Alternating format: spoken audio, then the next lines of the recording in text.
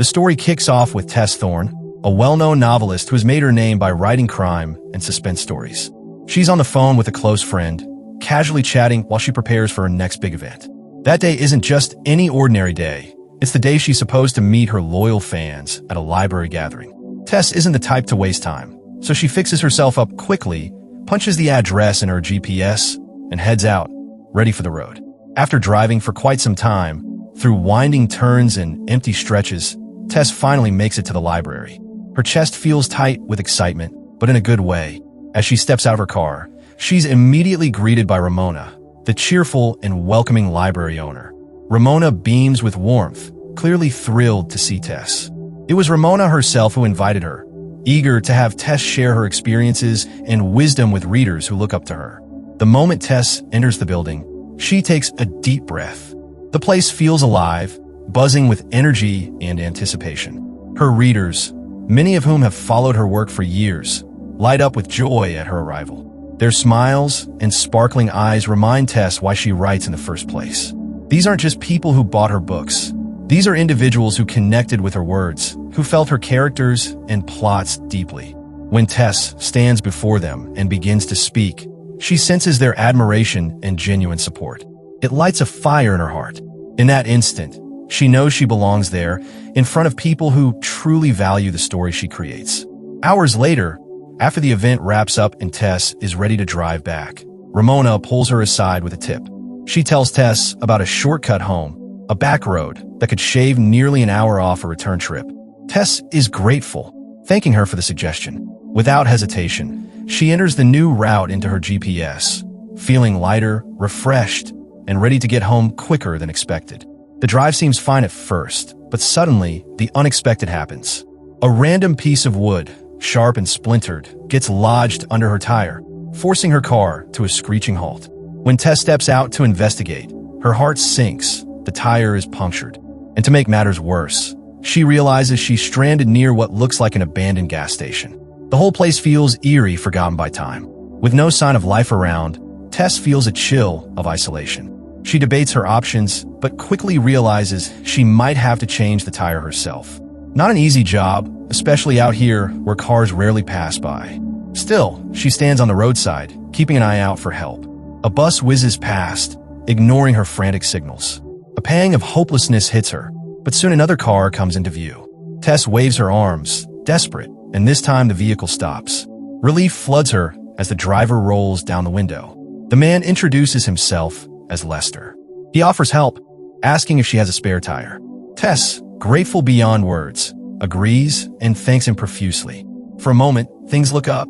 Lester begins working on the tire while Tess stands nearby, comforted by the thought that she'll be back on the road soon. But then, her relief shatters into dread. While glancing at Lester's car, she notices something chilling. Pieces of nailed wood, eerily similar to the one that punctured her tire, lying inside. Her stomach tightens with fear.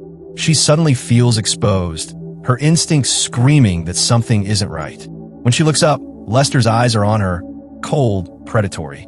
His demeanor shifts. Tessa's heart races as she realizes she's in danger. Before she can react, Lester lunges forward, striking her violently. Everything goes black. When Tess regains consciousness, she's horrified to find herself in the middle of an assault. Lester shows no mercy, ignoring her desperate cries and pleas. His brutality leaves Tess broken, her body and spirit crushed. At one point, she blacks out again, only to awaken as Lester drags her into a dense forest and discards her like she's nothing more than trash. For a long time, Tess lies still, barely able to move. Eventually, though, her survival instinct kicks in. She pushes through the pain and forces herself upright, even though her body feels like it's on fire. Beside her, she discovers the body of another woman, another victim of Lester's cruelty. The sight is horrifying, but instead of breaking her, it sparks a small but fierce determination. Step by step, Tess begins to move. Each movement feels like agony, but she refuses to give up. The road ahead is empty, but she trudges on, shaking with fear and exhaustion. When headlights appear in the distance, instead of waving for help, Tess hides. She no longer trusts strangers on the road, not after what she's been through. After what feels like an eternity, she stumbles into a small roadside shop. Inside, She manages to wash up a bit, try to pull herself together. She attempts to call her friend for comfort, but no one answers. Frustration builds inside her, but she refuses to let despair take over. Somehow, she makes it back home. The first thing she does upon entering her house is head straight for her gun. Her hands tremble as she loads it with bullets. She knows Lester has her bag, which means he has her address. The thought of him showing up at her door terrifies her, but it also fuels her need to be ready. She's too shaken to go to the hospital, too scarred to seek outside help. Instead, she barricades herself at home, clutching her weapon, hoping the walls of her house can shield her as she tries to recover from the hell she just survived. Tess's body might have been starting to heal on the outside, but the pain on the inside didn't fade so easily. Every time she looked at herself in the mirror, she wasn't just seeing bruises and cuts. She was seeing what had been taken from her. Rage kept boiling up, and she knew she couldn't just sit back and do nothing. Revenge started to grow inside her like a fire she couldn't put out. One afternoon, she got a call telling her that her car could be picked up from the storage lot. The catch was that she needed to do it quickly before the cops stepped in. Tess didn't hesitate. She grabbed her things and drove to the lot. When she arrived, an older woman was there. The woman immediately noticed Tess's battered appearance and gently asked what had happened.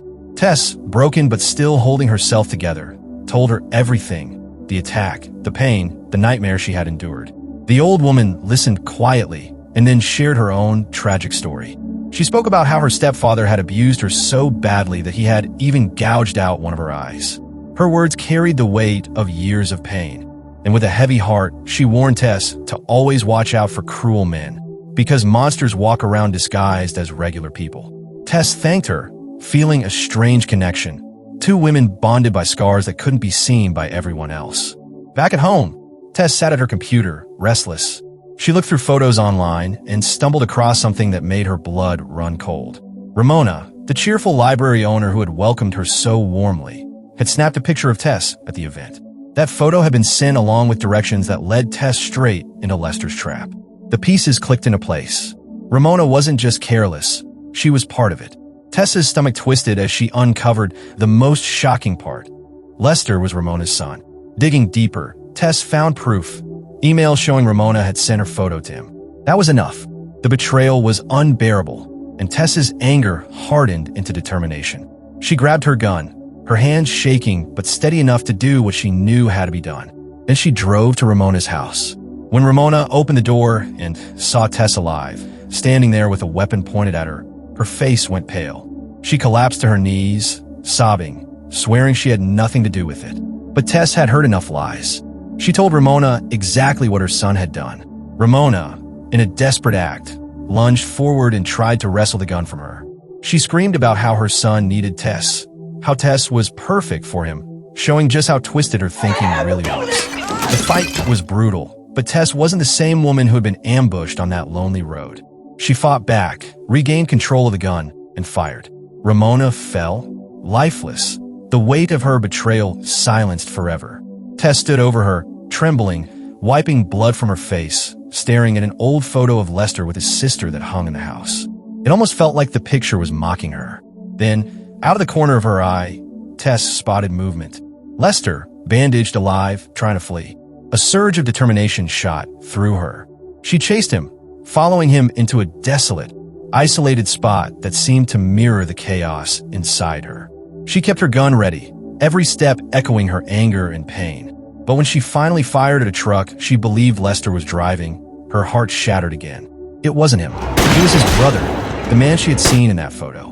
She had killed the wrong man. Shock hit her like a wave, and she broke down, crying uncontrollably, overwhelmed by guilt.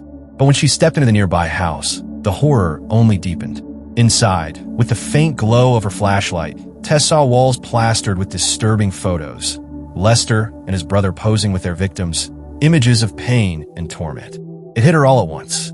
The whole family was part of this nightmare. Ramona, Lester, and his brother had been working together, luring women, torturing them, and then discarding them like trash. Tess remembered that during her own attack, someone had been snapping pictures that had been the brother. Her stomach churned with disgust, but she didn't let it freeze her this time. Instead, it fueled her rage. When she heard movement in the shadows, she knew it was Lester. She tightened her grip on the gun and crept forward like a predator closing in on prey. She could have ended it right then from a distance, but she wanted him to see her face, to know that she had survived and that his time was up. When Lester turned and saw Tess, his jaw dropped. He hadn't expected her to still be breathing, much less hunting him down. He tried to charge at her, but she pulled the trigger without hesitation. The bullet hit, but even wounded, Lester kept coming, snarling with hate. Tess grabbed a piece of wood spiked with nails and smashed it into his face. His scream filled the air, but she didn't stop. Lester stumbled, half dead, trying to crawl toward a vehicle, desperate to escape. Tess followed him slowly, her breathing heavy but steady, her eyes cold. She aimed again, this time shooting him in the groin. His body went limp, his reign of terror finally over. Standing over him, Tess whispered to herself, "I didn't kill an innocent man. They were all guilty." She knew a piece of her had died in the woods that night, but what remained was tougher, sharper, unbreakable. The story, later remembered through the film Big Driver, wasn't just about Tess's revenge. It was about what trauma can do to a person, how it can crush you, but also how it can make you fight back harder than ever before. Tess showed that victims don't always stay broken. Sometimes they rise, stronger than anyone expects. But there's also a darker truth woven into her story. Revenge doesn't heal everything. Taking justice into your own hands leaves marks you can't wash away. It brings closure, maybe, but it also brings guilt and memories that haunt you forever. The film forces us to see that behind every brutal act, there isn't just one villain. Sometimes there are enablers, the people who stand by, who cover up, who even help make the violence possible. Tess's story reminds us that silence is dangerous. Looking away or pretending not to notice makes you just as guilty as the ones committing the crimes. The only way to break that cycle is to speak up, to refuse to let cruelty hide in the shadows. Tess fought back in her own way, but her pain tells us something bigger. Victims deserve to be heard, believed, and protected. And if they're not, tragedies like hers will keep happening.